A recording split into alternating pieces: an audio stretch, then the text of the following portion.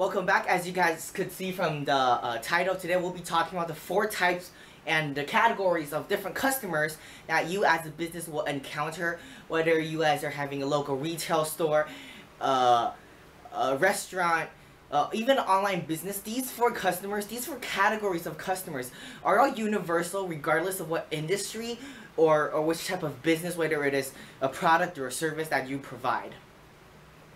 So we'll be talking about the 4 main types of customers, the 2 ones that you want to encounter and 2 that you do not, and how you could deal with them and actually convince them into buying your product.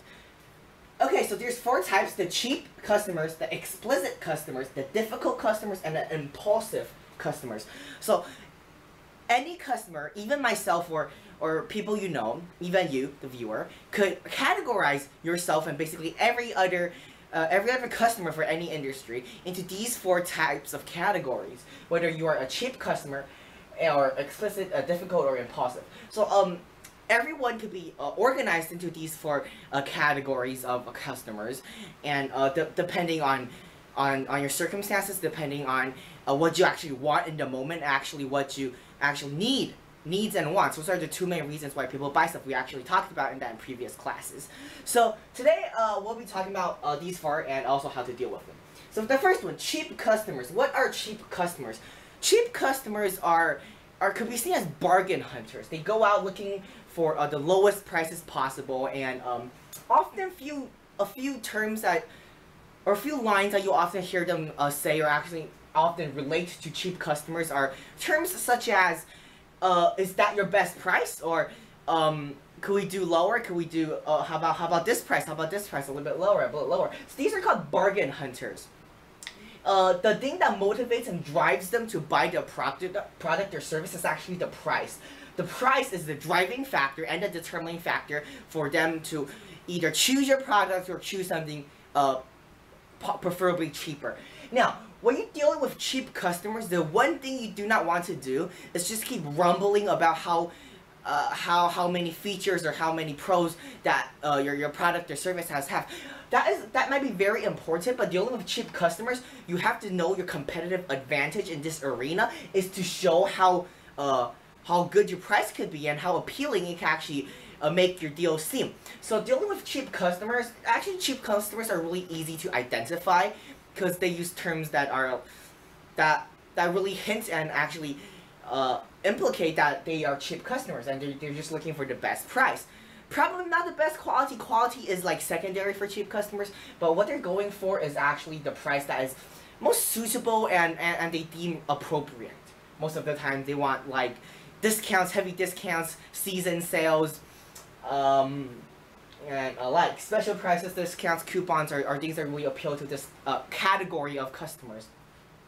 Now, the second category of customers that are actually really common are the difficult customers. These customers are customers that don't actually know what they want. Sometimes they are these people that go to malls, not to find like specific products, but just to look around, probably see when new shops appear and see if they will be genuinely interested in some products that some of these malls actually provide. So lookers, or basically bystanders, could be seen as difficult customers. So to convince these kind of customers, what you want to do is actually convince them that they have a need or a want in something that your product could solve. And generally these types of difficult people are broken into 3 main categories. The 10% of these difficult people already made up in their mind, I do not have this problem, and your product cannot in any way help or solve or improve their situation. And 80% of these difficult people are actually just like standing between the fences. They can't decide whether or not this product is actually valuable, it actually brings value, and it's actually a good investment of their money and time. So actually what you have to do for difficult customers is actually to persuade and to convince them. This is actually the word the majority, around 60 to 70% of the customers are in this category. So this is when your sales ability actually shine.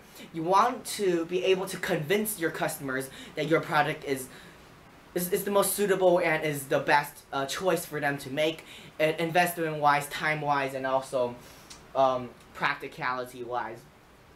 Okay, so these two are the two types of customers that you do not actually want to deal with, and implicit and impulsive customers are the two types of customers you actually really want to attract in your business.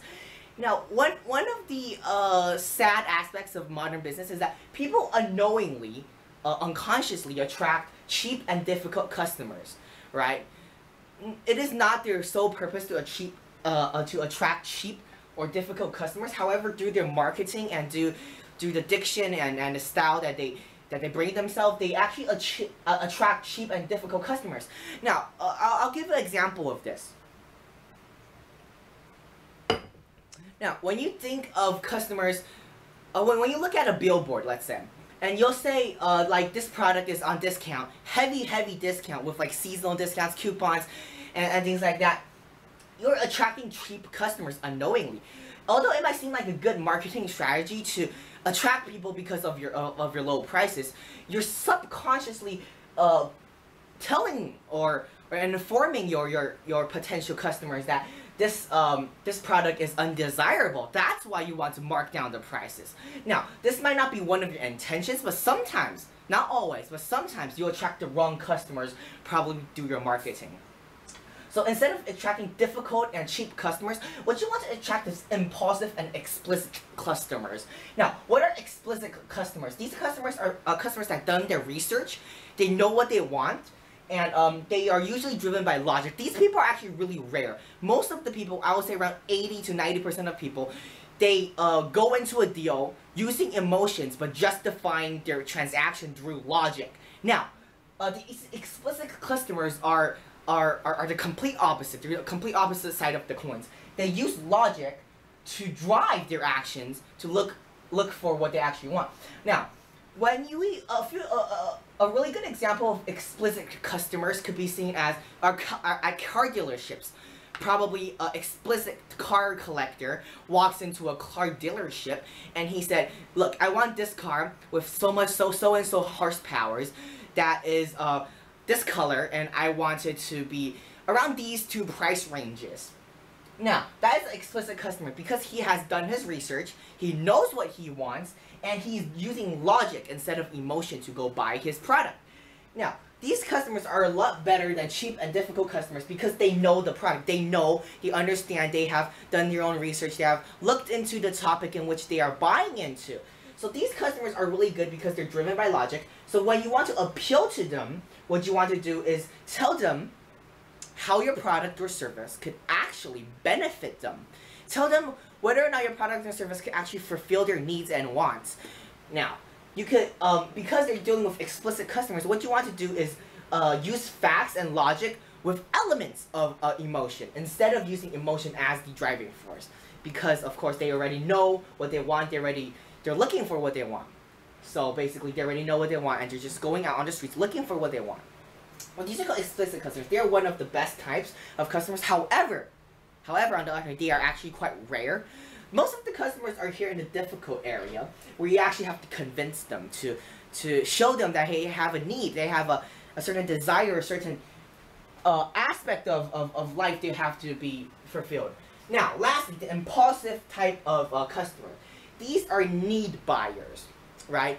As we go back to look at sales tactics, we see you have two main categories and two branches of sales, whether it is needs or in wants, right? Passions and fears. These are the two driving forces to motivate people to buy your product or buy your service, to buy whatever thing you're trying to create a value for your customers or potential customers in this situation.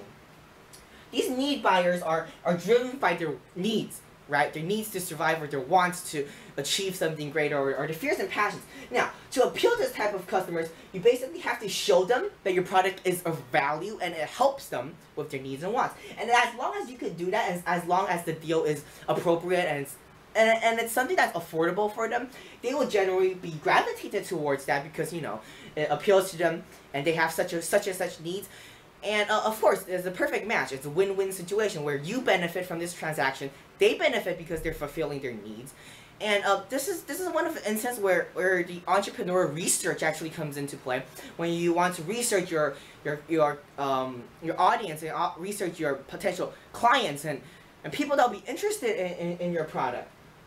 So these are the impulsive types of customers. Now, here's a general rule of thumb to remind. Remember the 80-20 rule. Now, here's a reminder of what the 80-20 rule is. It basically states that 20% of the customers will contribute to 80% of your net income.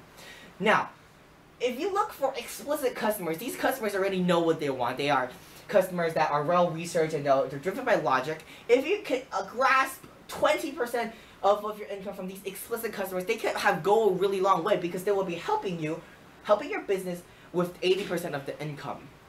Now, I actually heard this, read this article about how the Hyatt Hotel has 150 hotels all over the world, and there's 2 of the Hyatt hotels in Las Vegas.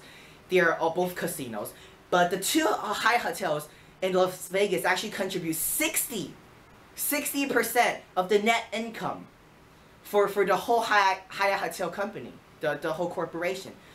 2 Hyatt hotels contribute to 60% of the whole company's income. Well, there's 150 hotels all over the world. Now, this is just a really prime example of how the 80-20% rule actually incorporates in modern society. There's a lot of examples for that. We won't go into that, but it's just a general rule to thumb. You have to know which type of customers you really want to attract. Now, these impulsive and explicit customers are the type of customers you want to attract. However, there are also industries in which cheap and difficult customers might well, not always difficult customers, but cheap customers might be your general target of customers that you want to attract.